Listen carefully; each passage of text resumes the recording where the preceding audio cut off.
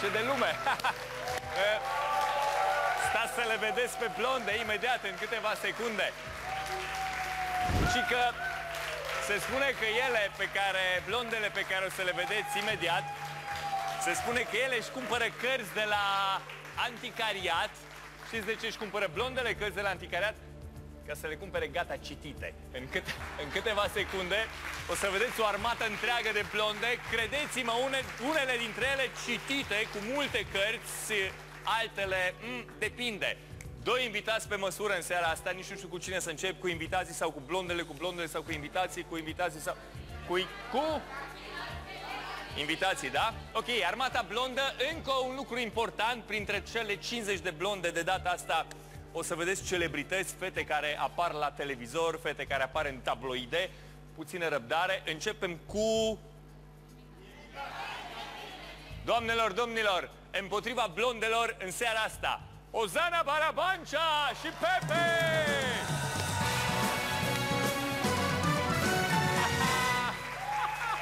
Ozana, să rămână! Salutare!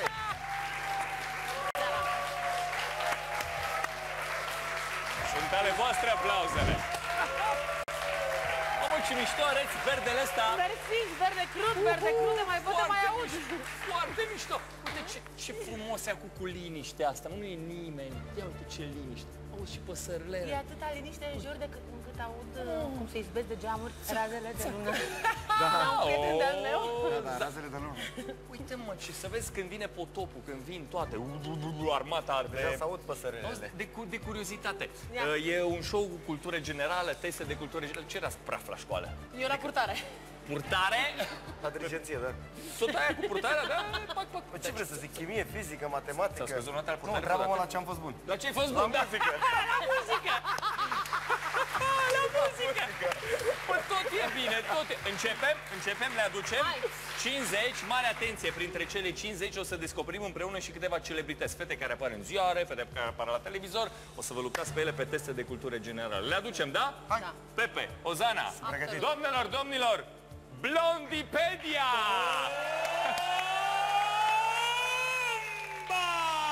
Sensual, un movimiento sensual, sensual, un movimiento muy sexy, sexy, un movimiento muy sexy, sexy. Y aquí se viene azul azul con este baile que es una bomba. Para bailar esto es una bomba, para gozar esto es una bomba, para menear esto es una bomba. Y las mujeres lo bailan así, así, así, así. Todo el mundo una mano en la cabeza, una mano en la cabeza, un movimiento sexy, un movimiento sexy, una mano en la cintura, una mano en la cintura, un movimiento sexy, un movimiento sexy.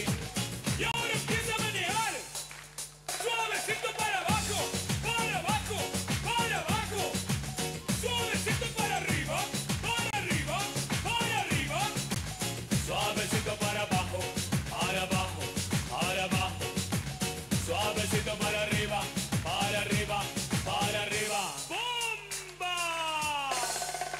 Sensual, un movimiento sensual, sensual, un movimiento muy sexy, sexy, un movimiento muy sexy, sexy. Y aquí se viene azul azul con este baile que es una bomba. Para bailar esto es una bomba, para gozar esto es una bomba. Todas las mujeres lo bailan, bomba. Todos los hombres lo bailan, bomba. Todas las radios lo ponen, bomba. Las discotecas lo ponen, bomba. Mamă! Ce e aici? Ule, Ozana, aer în piept. Stai că am văzut câteva celebrități pe aici și blonde faimoase din România. Oana, mă uit după tine, Oana Lee, să rămână Oana! Ia uite-o pe Oana! Mai arătați-mi pe cine? Denisa, unde ești, Denisa? Te-am văzut pe undeva, să rămână Denisa, bună! Bună, Denisa! Important, vin întrebări de cultură generală peste Sunziana Buruiană, unde ești? Ia uite-o! Cine mai e pe acolo? Rodica Miron de la Răi da Buni. Unde ești, mă, Rodica? Uite, văd, da, să rămână. Mai e cineva? Am ratat pe cineva? Pe cine? Unde ești, Loredana? Să rămână Loredana. Blonde faimoase în seara asta. Numărul 1 l-ai văzut până la 1? Cum? Deci lipsește numărul 1. Până la 50, dar pornește de la 2 numărul. Păi fiți atenți. Sunt 49, da? vezi, 49 de blonde. Mișto, frumoase, senzuale și unele dintre ele foarte deștepte. O să vezi. Mansardate. Foarte Mansardate. mansardate. Mobilate? Una e cea mai mobilată, adică a răspuns cel mai bine la toate testele de cultură generală date de noi. Bă, noi am spus simplu. Blonda supremă! Sensual, un movimiento sensual. Sensual, un movimiento muy sexy. Mobilată rău e asta, credeți? Da? E periculoasă, da, e mobilată, mansardată. Armata e întreagă acum, bătălia poate să înceapă în câteva secunde. Ozana, Pepe, hai cu domeniile, da? Hai.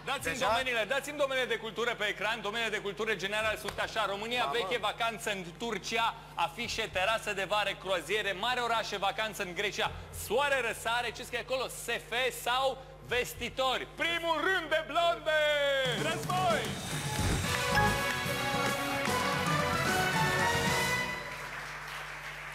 Șmecheria e simplă. Voi să alegeți un domeniu la care ele să nu se priceapă. Stai un pic, Florența, stai un pic. Voi un domeniu la care Florența asta de se grăbește rău de tot, manicurista, nu se pricepe. Sau Oana, consilier politic. Oana, consilier politic? Iana, fotograf. Anda, jurnalist. Camelia, grefier. Florența, Mihaela, realizator TV. Ia zi, Florența, dar Am o scurt. provocare pentru Pepe, dacă acceptă. Provocare? Da? Dă-i cu Păi provocarea. ce, jucăm adevăr Să-ți sau amintești provocare? de fosta ta meserie de Chandler. Cum? Să-ți amintești de fosta ta meserie de Chandler. Să-mi amintesc de fosta mea? Da, am o provocare. Vrei? Ai fost ospătar în tinerețe? Așa, și eu cu de ziua. toate. Am muncit Pe și bune? cu ziua. Mamă, se câștigă acolo, că e bacșișul bun. Bă, dar văd că știe. Care provoc? Te-a Dar mă, gugălit. că n-am servit șampanie, mă. Te-a gugălit. Bă, nu era pe șampanie, mă, era pe Bă, mititei. Florența, mă, eu vindeam sandwich-uri, altceva, cafea. Era mititei, Ce trebuie să care e fac? șmecherea la altine Care e ziua? șmecheria? Te rog să pui șampanie în pahare. Așa, stai că n-auzim. Stai un pic. Să pună șampanie în pahare, În da? pahare și Așa. să ducă să-i dea Spune, te rog. cioc cu blonda supremă. Ce să... Să dea noroc cu blonda până sus? supremă. Da, Să da, dau noroc cu blonda supremă? până sus. Da. Stai, mă, deci eu pun șampanie. Pe mine mă rugase, mă, deja îmi luasem și eu napronul frumos. Păi Stai, tu mă, o să eu... duci tava. Ai, eu o să duc tava. A, și să Ce nu faci, răstoarne mă? paharele? Da, mă, că e bani. Ia uite. Deci tu ia să ia și pe unde să se ducă? Ce fetele noastre. Păi, Printre. e complicat, mă. Fete. Păi Hai, lasă, măi, nu pune curcată, n-are piedică. cum, mă. Nu, doamne fete. Asta e șmecheria Pepe și voastră. amintește de jobul lui de chelner, da? De ospătar. mare Bă, ai plăcere. fost ospătar? Dar lui bacșișuri. Pot fi oricând Bun, ospătarul deci cu pune vrei tu. sus la blonda supremă. Printre fete. Băi, nu le răsturna, băi!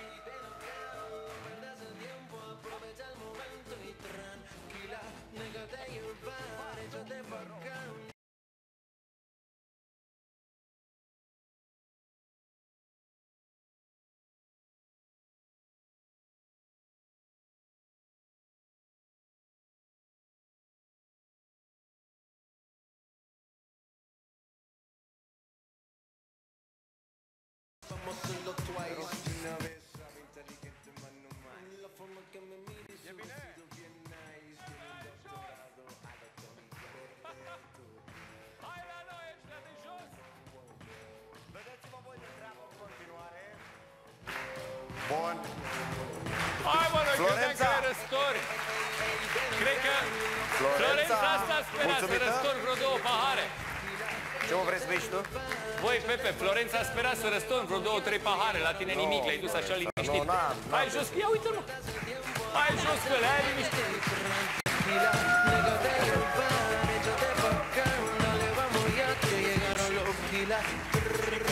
Plăcerea fost de partea mea. Știi că dorința ei asta era, să dai vreo 2 jos, să zică, ai, bă, nu ești în stare. Cum așa? Florența, pregătește-te de răspunsuri acum. Între România veche, între vacanță în Turcia, afișe sau terase de vară sau croaziere, mari orașe, vacanță în Eu nu Grecia. știu ce înseamnă asta cu soare răsare. Eu, da? Nici eu nu știu ce. Eu vreau În România spatele veche. În spatele fiecare domeniu e o întrebare. România veche. România veche. Hai acum, dacă a ales, hai cu România veche. Ozana, România veche, da? Da, ne riscăm acum, Ana. Hai la România veche. Întrebare, fetelor, mare atenție. Întrebare, care este cel mai vechi oraș atestat documentar de la noi din țară? Bă, nu e mare brânză. 4 variante. Sibiu, Bucureștiu, Constanța sau Câmpina. Aceea, dacă știi mai bine. Constanța pentru că e cel mai vechi. Se chema Tomis înainte, știi? Și acolo era și statuia lui Ovidiu, poetul Ovidiu. Eu am crescut acolo. Nu m-am născut în Constanța? Nu m-am născut acolo, dar am crescut în Constanța. Și salut toți constanțenii! Dar de la ce vârstă ai crescut în Constanța? De la câți ani? De la 2 ani. Veneam vara, toate vacanțele veneam în Constanța. Până la cât? Nu știu, veneam... Merg des în Constanța, da. Ții minte, Tomis... Da. București, deja, micul Paris. Câmpina, hai să... Câmpina,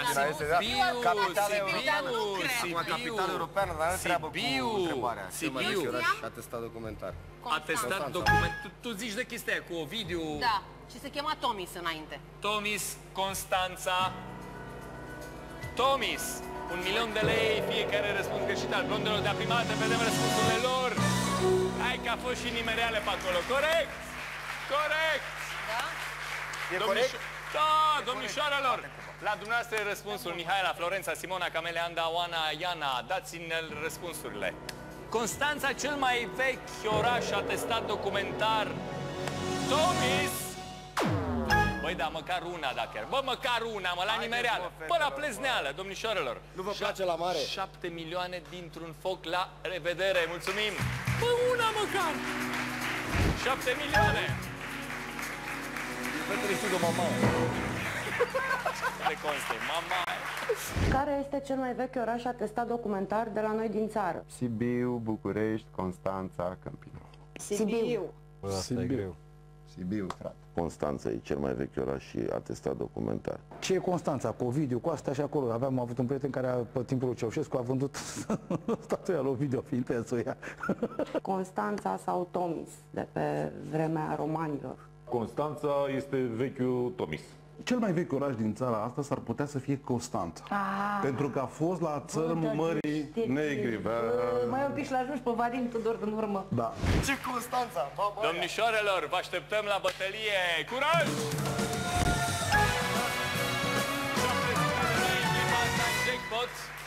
Roxana, bună seara, Daria, însoțitor de bord, stewardesă, Bianca, Ramona, reporter, Nicol, administrator de firmă. Uite, cântăreață! Uitați-vă la meseriile roșii de Cântăreață! Sherry! Și nume de scenă. Da, Ramona, zi, dar repede, Ramona. Pepe, Ozana, avem și noi o rugăminte la voi. Visul meu de când eram mică a fost să cânt. Voi cum sunteți așini ale cântatului, aș vrea să dirijați Armata Blondă. Care era visul tău? Să cânti? Da. Și ce să fac ei doi? Să fie dirijori, să dirigeze Armata Blondă. E complicat, mă. Stai, dar ce Amândoi. Uite, alege stai puțin, stai.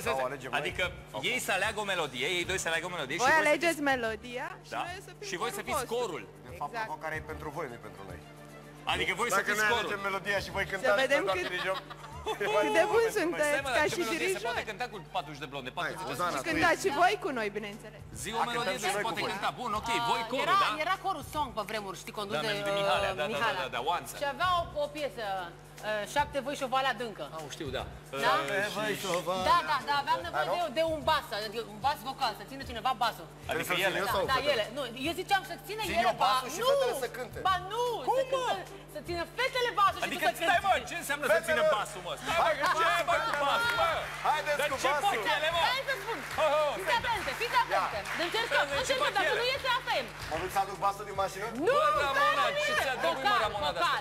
Fii atent. Down lin lin lin, down lin lin lin, down lin lin lin, down lin da, down lin lin lin, adică asta se spune ele, da?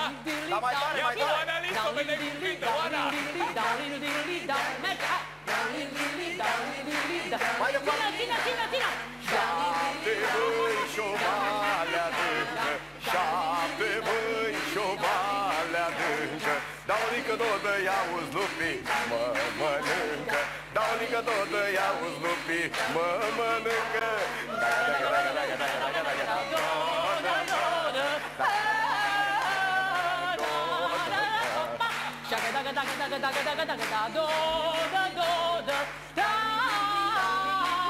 Mai tare basul!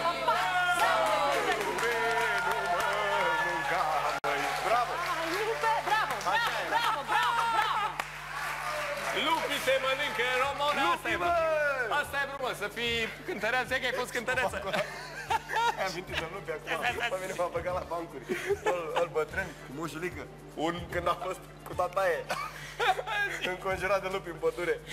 Și am auzit aici lupii și am zis să fiu ochi și urechi. Și așa l-au găsit. Ochi și urechi! Și așa l-au găsit ochi și urechi, adică l-au Ochi și urechi. Când am auzit lucrul în jurul meu, am zis să fiu ochi și urechi.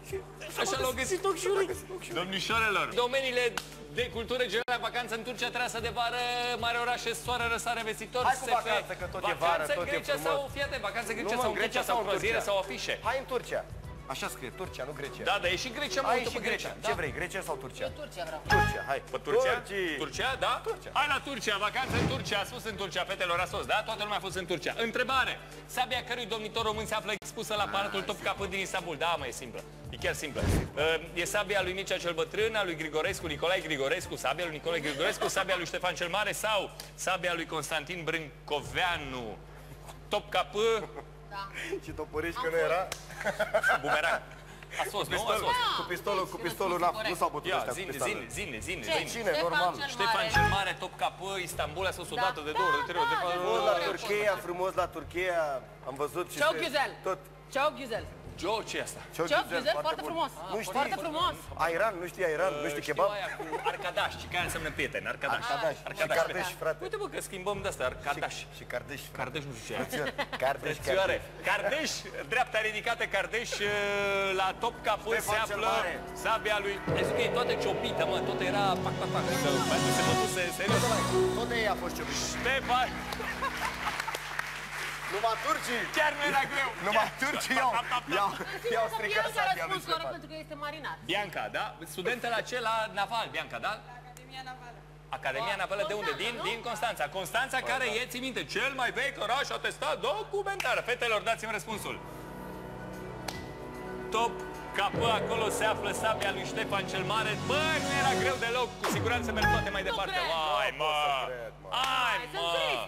Sunt tristă, pur și simplu Păi, sunt Bianca! Mă, Bianca, tu ești studentă la... Ce ai răspuns, Bianca? Cum putea să fie Nicolae Grigorescu, el cu sabia lui? Ce ai zis? Ce ai zis tu, Bianca? Stai să vedem ce ai zis. Ce ai zis, Bianca? Am ales varianta C. Care-i C-ul, mă? Păi nu, a fost bine. Păi nu, mă, C-ul e bine, mă, Ștefan cel Mare, mă. Bine. N-ai ales-o pe asta. Ce ai zis, Bianca? Cum? Care ai ales-o? De? Constantin Brâncoveanu? Când era șomer, da. Brâncoveanu nu e Brâncoveanu. Bianca! La revedere! Toporiș ca lui Brâncuș. Ui, mă! Auzi, mă, la... Domnișoarelor, două vine în runda a doua, celelalte 5. La revedere! Ne pare rău. Auzi, mă, că i-a ales Brâncoveanu, mă! Bă, n-a fost pe departe. Brâncoveanu i-au tăiat capul, știi, turcii, copiii. N-a fost pe departe. Știa ea ceva, așa, dar cale lungă.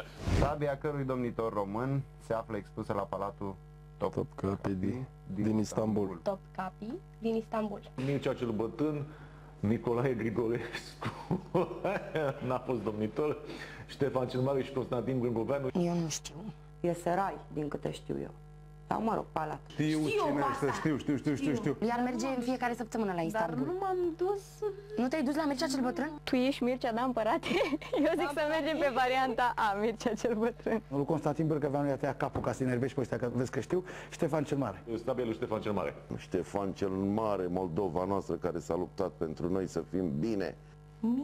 Nu, Viorico, Ștefan cel Mare. Ștefan cel Mare, da. Ștefan cel Mare a și fost adusă la un moment dat, acum vreo 2 sau 3 ani, în București. Domnișoarelor, război!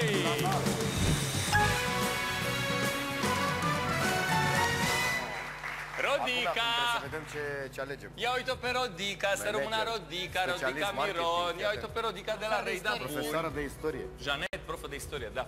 Ce faci, Rodica? Uite, vreau să-i destăinui ceva lui Pepe. Mi-ai marcat toată copilăria. Am fost îndrăgostită de tine până în ultima șuviță, Pepe. Nu pot să Îmi cred. faci și mie un copil, te rog frumos. Cu plăcere mare, cum ai vrea să fie? Blond? Băieții, fete la comandă! Dacă îl vrei blond cu ochii albastri, vorbesc cu un prieten. Băi, dar de ce v-ați ales voi emisiunea mea să faceți... Nu am avut altă ocazie. A, zic eu, am văzut că fac copii frumoși. Am văzut că fac copii Cum o să-ți facă copil? Ozana, ești o drăguță, te admir dintotdeauna. Îi faci un copil și ei? Nu, Ozana, ești o drăguță. Îmi faci cu Pepe un copil, te rog să-l cresc. Să-l crești tu? Faceți voi doi un copil și crești Ozana. Că am experiență, nu un copil. Terase de vară. Primul copil crește greu. Al doilea Și mai greu. Al treilea, crește singur. S-a dus singur. Crește cu frații. Las-o să vezi, Pepe. Terasă de vară, mare oraș și soare răsare. Da, Jane, te rog, Jane, dar scurtă întrebare. Pentru Pepe e foarte scurtă. Viața ta se regăsește în ziare. Care e momentul pe care nu îl ai putea explica fiicei tale când va crește? Mișto întrebare. Cum? Deci care e momentul din viața lui pe care nu l-ar putea explica fiicei? Păi depinde care fiică, mă. Fiica făcută cu Rodica Miron sau de care... Fac băiat cu Deci de care copil e vorba, știi că... O să o fac să înțeleagă orice. Fetița trebuie să fie educată, să accepte orice veste despre tati, indiferent că a fost mai bună sau mai puțin bună la momentul respectiv și să încerc să-i deschid capul, să fie pregătită pentru orice în viață, nu? Până la urmă, și-a fost tati, cu bune curele. Ăsta e tati. Când îl googălești, amică, pe tati? Cum să nu explic? Îi explic tot, dar depinde și de vârstă. Într-un fel îi explici unui copil la 3, 4, 5 anișori, altfel vorbești la vârsta adolescenței. Rodica, pregătește-te că aveți de explicat multe, Rodica. Băi, ce tău, mă, îmi faci un copil? Terasă de vară? Mare orașe? Soare răsare? Vestitori? SP? Vacanțe în Grecia? Croaziere? Afișe? Ce e afișe? Nu știu, habar n-am. Afișe? Croaziere? Mare orașe? Soare răsare. Ia afișe, hai, afișe. Afișe vrea, afișe? Ozana, afișe, da? Afișe. Afișe! Hai cu întrebarea. Rodica, mare atenție, Rodica.